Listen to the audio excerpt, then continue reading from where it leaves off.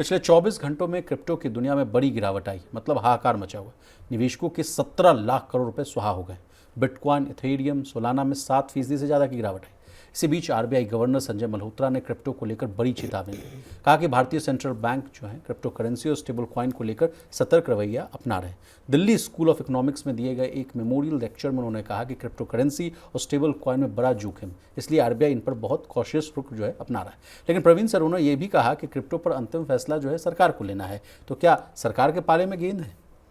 नहीं, बिल्कुल सरकार के पाले में गेंद तो खैर काफ़ी वक्त से है, लेकिन सरकार के हाथ खुद कांप रहे हैं क्रिप्टो पे किसी भी तरह का फैसला लेने में।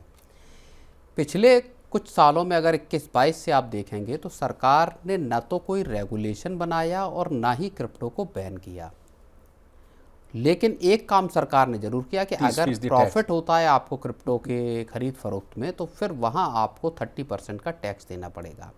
रिजर्व बैंक बिल्कुल शुरुआत से कैटेगोरिकली इस बात को लेके अड़ा हुआ है कि हमको क्रिप्टो करेंसी के जोखिमों को समझना होगा।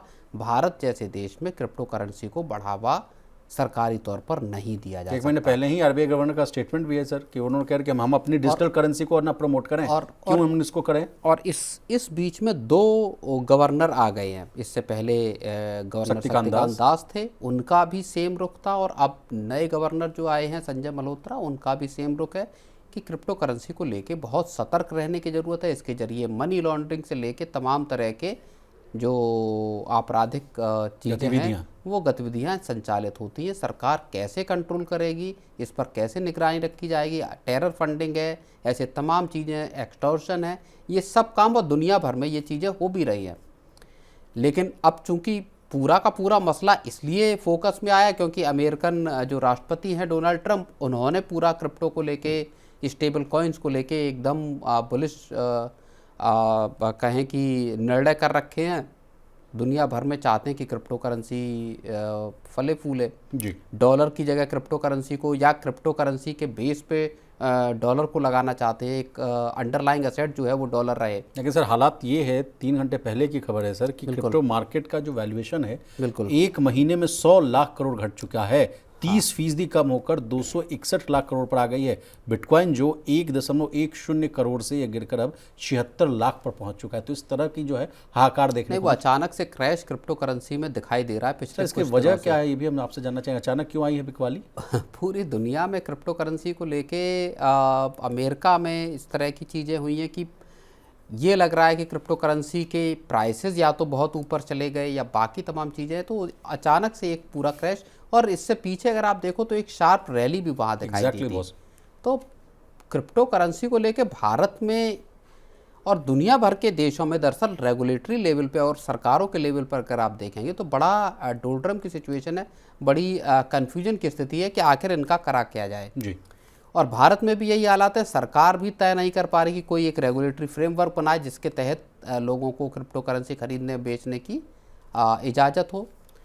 तो जी, लेकिन सर एक तर्क ये भी दिया जाता है, सरकार के समक्ष दिया जाता है, आरबीआई के समक्ष दिया जाता है कि कई देश तो हैं वहाँ तो देखिए क्रिप्टो करेंसी को जो है बड़ा लीगलाइज कर दिया गया, तो आप क्यों पीछे हैं? तो इस पर आपका क्या तर्क होता है सर? नहीं, कई देशों में जाहिर तौर पे किया गया है, लेकिन क्रिप्टो करेंसी में सबसे पहली चीज़ और जिसको लेके रिजर्व बैंक या बहुत सारे जो जानकार हैं उनका ये कहना है कि इसके पीछे किसी तरह का अंडरलाइंग असेट है नहीं।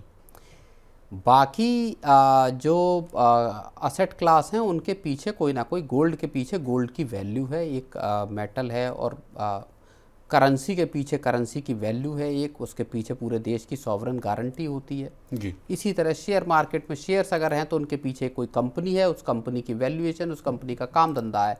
क्रिप्टो करेंसी के पीछे क्या है, एक पूरी तरह से डिजिटली क्रिएट किया हुआ टोकन या कॉइन जो भी कहें आप, वो तैयार किया हुआ है। उसकी वैल्यू कल को क्रैश करती है तो आपके पास उसके बदले में हासिल करने के लिए क्या है? रियल एस्टेट में आपके पास ज़मीन है या फ्लैट है या मकान है। अगर प्राइसेस क्रैश भी होते हैं तो आपके पास वो एक असेट पड़ा हुआ है जिसको आप चाहे बेच सकते हैं या रोक के रख सकते हैं कि ठीक है बाद में देखेंगे, मैं इसका इस्तेमाल कर सकता हूँ जी। क्रिप्टो करेंसी का आप क्या करोगे? तो इस तरह के बहुत सारे जो बेसिक से सवाल हैं वो क्रिप्टो करेंसी को लेकर विशाल सामने आते हैं। अब प्रवीण सर, अब क्रिप्टो करेंसी की बात हो रही तो अपनी करेंसी पर भी बात कर लेते हैं। आज जो है इंडियन रुपी जो ऑल टाइम लो के आसपास है और 89.56 के आसपास ट्रेड करता हुआ दिख रहा है। ये बहुत चिंताजनक बात है, या वही स्टेटमेंट देना सही होगा कि रुपया कमज़ोर नहीं हो रहा है, डॉलर मजबूत हो रहा है? नहीं, देखिए, आरबीआई गवर्नर ने अभी कल ही कहा है कि उनका रुपी मार्केट में कोई बड़ा इंटरवेंशन करने का इरादा नहीं है। ना उन्होंने रुपए के लिए कोई लिमिट तय की है कि किस लेवल पे जाएगा, किस लेवल पे नहीं जाएगा। यानी जो प्राइस बैंड की आप बात कर रहे हैं ना? बिल्कुल। दूसरी चीज़ ये है कि अमेरिका और भारत के बीच में जो ट्रेड डील होनी है उसको लेके भी बार बार जो संशय हो जाता है, वहाँ पे क्या ट्रेड डील हो पाएगी या नहीं, इसको लेके फिर सवाल खड़ा हुआ और उस वजह से रुपए फिर रिकॉर्ड लो पे एक जाता हुआ दिखाई दे रहा है विशाल।